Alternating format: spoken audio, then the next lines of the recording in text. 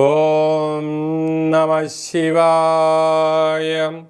ఓం నమో నారాయణాయ.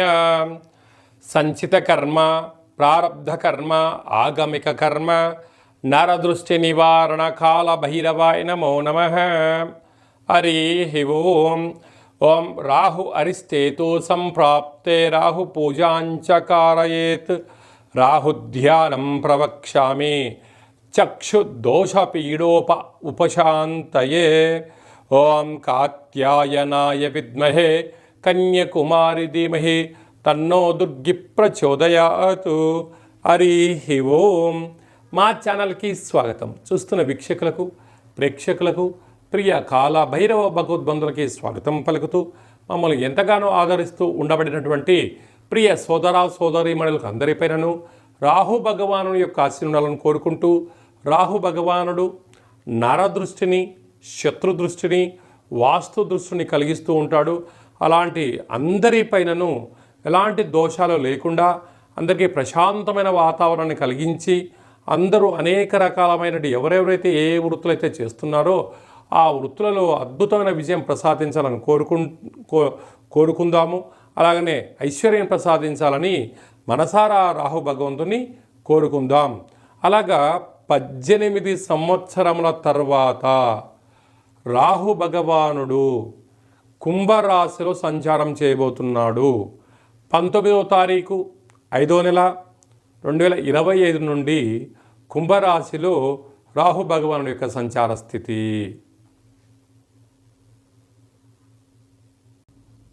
వృషభ రాశి వారికి 18 సంవత్సరాల తర్వాత రాహు భగవానుడు కుంభరాశిలో రాజ్యస్థానంలో వృత్తి, ఉద్యోగ, వ్యాపార, రాజకీయ, సేవారంగ, మార్కెటింగ్ రంగంలో స్వామివారు సంచారం చేయడం వలన స్వల్ప కొద్దిపాటి ఆటంకాలు ఉంటాయి.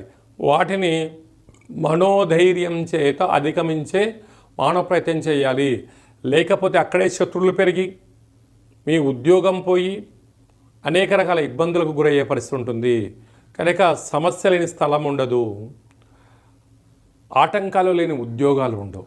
ఇలాంటి కాల సమయంలో ఏకాగ్రత, సమస్య ఎందుకు వచ్చింది, ముందు తప్పు నా వైపు ఏముంది, నేను సరైన సమయంలో, నిర్దిష్టమైన సమయంలో ఆ పనిని కంప్లీట్ చేశానా లేదా, పై అధికారులు నన్ను ఎందుకు పాయింట్అవుట్ చేస్తున్నారు, నన్ను ఎందుకు అందరూ ఏలెత్తి చూపిస్తున్నారు అనేది మన తప్పుల్ని మనం తెలుసుకున్నట్లయితే వీటన్నిటిని అధిగమించే ప్రయత్నం చేయడం జరుగుతుంటుంది.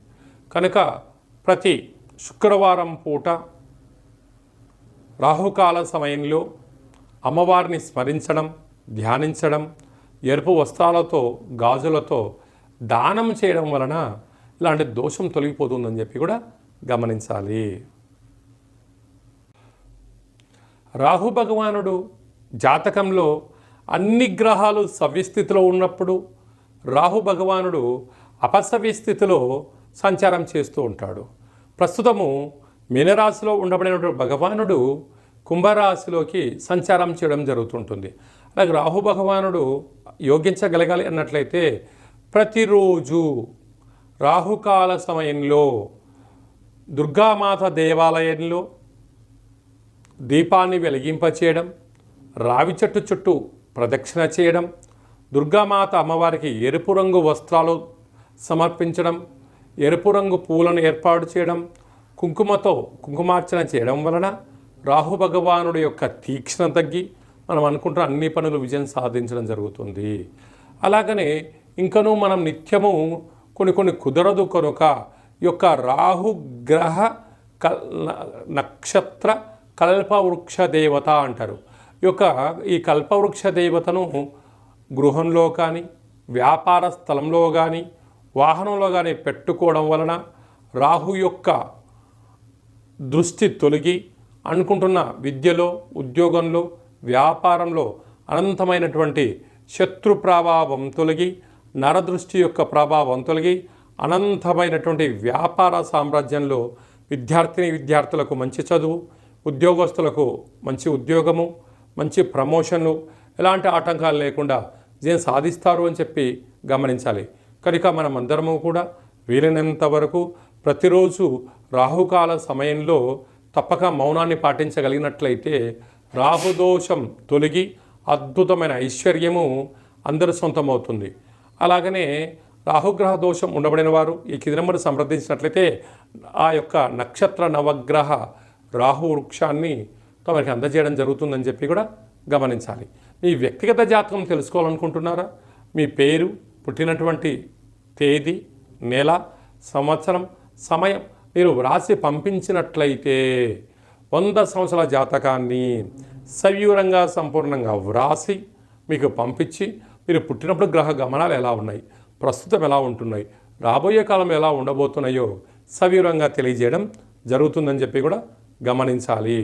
అలాగనే చాలామందికి డేటా బర్త్లో లేనటువంటి వారందరికీ పేరు యొక్క మొదటి అక్షరాన్ని అనుసరిస్తూ రాశిని తెలియచేస్తూ రమణ శాస్త్రం ద్వారా అనగా కాళ భైరవ ఉపాసన చేత గవ్వల ద్వారా భూత భవిష్యత్ వర్తమానాన్ని తెలియజేయడం జరుగుతుందని చెప్పి కూడా గమనించాలి. అలాగనే జాతకాన్ని తెలుసుకుందాం, జీవితంలోని అడ్డంకులు తొలగించుకుందాం, అన్నింట విజయానికి స్వాగతం పలుకుతామని చెప్పి గమనించాలి. అలాగని అందరూ జీవితంలో ఉన్నతమైన విద్య, ఉద్యోగ, వ్యాపార, రాజకీయ సేవా రంగాల్లో విజయం సాధించాలని మనసారా కోరుకుందాం. జాతకం తెలుసుకోవాలనుకుంటున్న వారందరూ కూడా అపాయింట్మెంట్ తీసుకొని సంప్రదించగలరు. అందరిపైన కూడా రాహు భగవానుని యొక్క ఆశలు కలగాలని కోరుకుంటూ ఆశీర్వచనం. శతమానం భవతి శతాయు పురుష సతేంద్రియ ఆయుష్యేవేంద్రియే ప్రతిష్టతి ధనం ధాన్యం బహుపుత్రలాభం శత సంవత్సరం దీర్ఘమాయు సర్వే జనా సుఖినో భవంతు లోకా సమస్తా సుఖినో భవంతు సర్వం రాహుగ్రహ దేవతార్పణమస్తు సకల జన నరదృష్టి వాస్తు దృష్టి శత్రు దృష్టి నివారణ దోష ప్రసాద సిద్ధిరస్తు. ఈ వీడియో మీకు నచ్చినట్టయితే లైక్ చేయండి, సబ్స్క్రైబ్ చేసుకోండి. అందరికన్నా మీరు ముందుగా మన ఛానల్ చూడగలిగాలన్నట్లయితే గంట సింబల్ కూడా ప్రెస్ చేయండి. ఆధ్యాత్మిక భక్తి సమాచారాన్ని భగవద్బంధులకు, మిత్రులకు, స్నేహితులకు చేరవేసి భగవంతుడి యొక్క ఆశీస్సులు పొందగలరు.